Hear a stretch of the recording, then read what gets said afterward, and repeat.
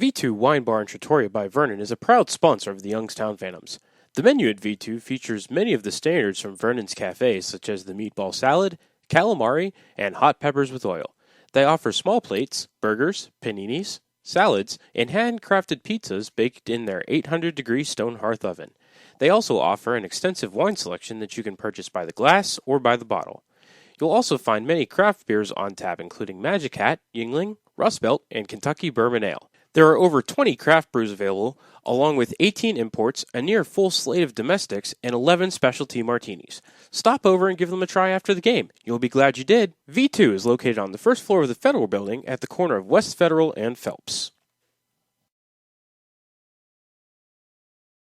Welcome back for our fourth segment on this week's episode of Inside the Glass. We are joined on the phone by the Director of Media Relations for the Green Bay Gamblers, Jason Habeck. Jason, welcome to the program. Good afternoon, guys. How you doing?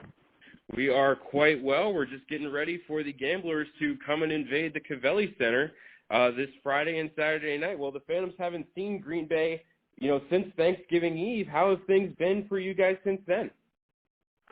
You're looking at a matchup with two different teams since November, but we've been playing better hockey as of late.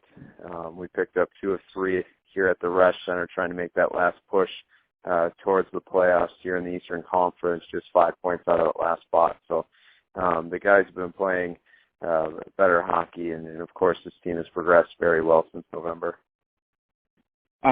Casey Middlestat has the ability to absolutely change a game. He's in the Minnesota State playoffs right now, but when is he coming back to Green Bay, and how big of a difference maker is that going to be for the Gamblers?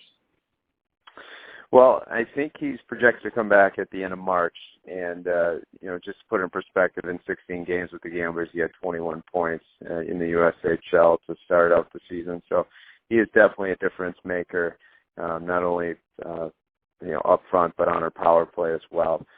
He'll be a great addition as we push forward to trying to secure that last playoff spot and hopefully make the playoffs. And just how good is Connor Mackey? He currently sits 13th in the scoring race with 42 points. He's just one heck of a player, isn't he? Connor Mackey has developed extremely well under head coach, general manager Pat Mickish. He's kind of the quarterback on our power play, leads the USHL in power play points with 29, leads all defensemen in power play goals with 4, and leads in assists with 36. So he's just that commanding offensive defenseman in the back end, but also he's a really good defensive defenseman too. But extremely important when Connor Mackey's out in the power play. It just seems like he commands a presence out there, and you can see it on the stat sheet each and every night. And, of course, Connor Mackey has won Defenseman of the Week 3 times this year for the USHL. Well, Jason, you mentioned that you guys took 2 out of 3 last weekend up at the Resch Center. Why don't you recap those games for us quickly? Sure. We had 2 impressive wins over Team USA Friday night, winning 5-1. I thought our guys responded extremely well after giving up a early goal on the power play and then scoring 5 unanswered goals, including a nice performance by Dante Palecco, who had a pair of goals in that contest. And then fast forward to Saturday night, where the team shut out Team USA. Maxim Zukov made all 21 saves between the pipes for the Gamblers, and had good production by the guys up front and a good defensive effort.